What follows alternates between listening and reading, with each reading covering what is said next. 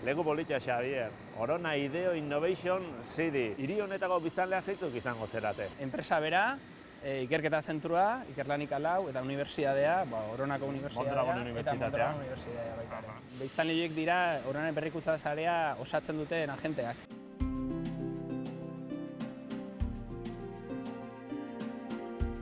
Berrikuntza zuzendutako proiektu bat berritzaile izan behar da bere hortan. Eta horregatik gure hori jarri diogu nolabaiteko listoi edo langa altu hori berritzaile izateko diseinuan, arkitekturan, energian, jasangarritasunean. Eta hemen espiluak doaz, ez da? Hemen espiluak. Mini espiluak.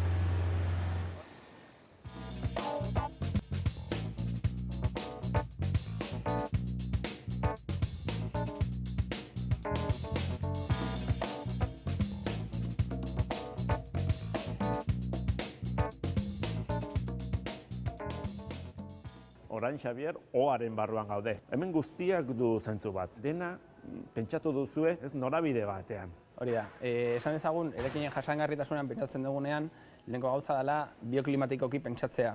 Horretarako hartu behar dira kontuta, erekinak nola orientatzen diren, beraien gainazalak nora begiratzen duten, eta espazioak nola erabiliko diren. Zentzu hortan, adierazgarrienetako bat izango litzateke Orona 0-ren diseinua esan ezagun. Inklinatuta dagoen zilindro bat da, hegoaldera orientatuta. Garai bateko baserriak horrela egoten ziren, ez da? Eguzkiari begira, eguzkia zegoenean berotzeko. Esan ezagun zentzu oso basiko horiek orain berreskuratzen ditugu zentzu sofistikatuago baten. Hemen zer joango da? Hemen ofizina joango dira. Bulegoak. Esan dugun bezala, norabide hau iparraldean. Bai, bulegoetan gertatzen dena da, justo eguzkia ateratzen den orduetan erabiltzen diren espazioak dira, berez, eguzkia daukagu, jendea daukagu, ordenagailuak piztuta daude, eta ofizinen problemetako bat da oztutzea. Aire egokituan, diru asko joaten dela, eta horregatik, eta hori toki epelagoa edo beroa izango da. Hori da, baina denbora atal murritzagoetan erabiltzen dena. Eta horrela, hiria osatzen duten eraikin guztietan, bai fundazioan, bai ikerketa zentroan, denak dute... Fundazioan, espazioak dozentziarekin edo hezkuntzarekin zerikusia daukate, orduan beraien matizak ere dituzte. Hau ere da, fatxada bat, txapa zulatuzkoa, eta honen funtzioa da, ekialdetik eta mendebaldetik eraikin honek ikasgeratan daukan argi sarrera matizatzea. Argi sarrera fuerte hori noait ahultzea, baina aldi berean barrutik kanporako ikuspegi hori mantenduz. Ikusten ditugun hiruki hauek ez daude politak direlako jarrita. Zentzu bat daukate, zentzu batean. Marrazki horrek badu, zentzu bioklimatikoa esango dugu. Hori da. Orduan, esan ezagun, fatxadak baduela, segun eta ze triangelu mota kokatua dagoen, transparentea, zehar argia edo transluzidoa edo opakoa, horien arteko kombinazioarekin, konposizio bat daukagu, eta leku batzutan gehiago izten gera, eguzkiak gehiago ematen diolako, transparenteagoa da ikuspegia daukalako, eta bar. Altzairua da ikusten diren arrastroeriek. Altzairua eskalazaterea eta inprimatua behiren artean.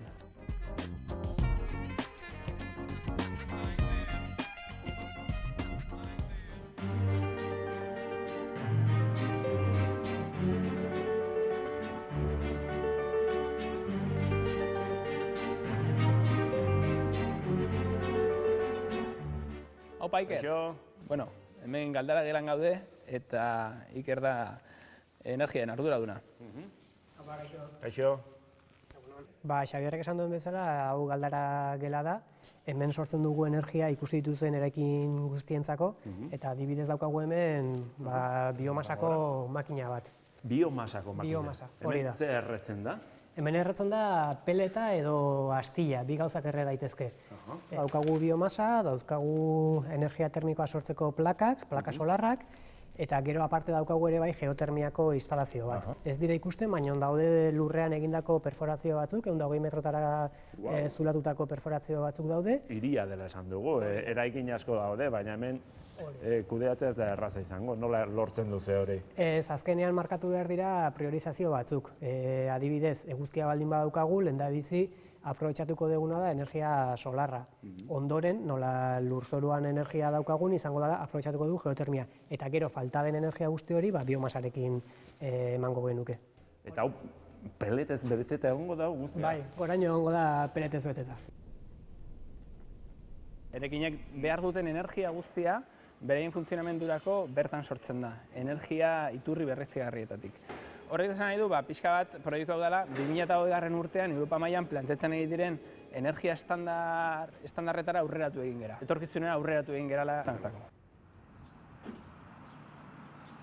Bueno, eta energia elektrikoa sortzeko dauzkagu plaka solar hauek.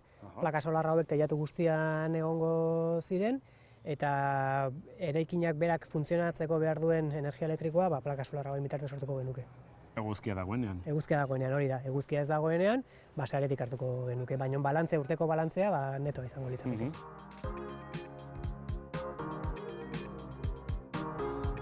Hiri honetan, energiaren distribuzioa egingo dugu temperatura baxuan, beroaren kasuan.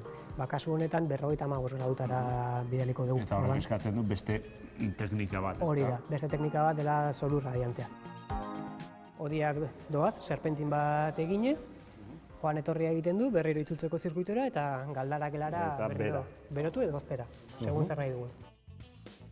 Eraikin guzti hauek LEED eta BREEAM ziurtagirietan ziurtatzen ari gara, zertifikatzen ari gara. Eta zer ziurtagiri dira horiek? Eraikinen jasangarritasuna ziurtatzen duten eraikinak. Kontutan hartzen dute materiala, erabilia materialak, garraioa nola den, energia nola den, ura nola kudeatzen den. Zentzu hortan, eraikin multzo hau, Oronaideo proiektua, estadu mailan lehena da, LEED eta BREEAM bi ziurtagirietan esan ezagun estudiatzen nahi dana. Eta aldi berean eman digute lehen berrikuntza puntoa igogailuekin eta igogailuen energia kudeaketarekin zerikusia daukana.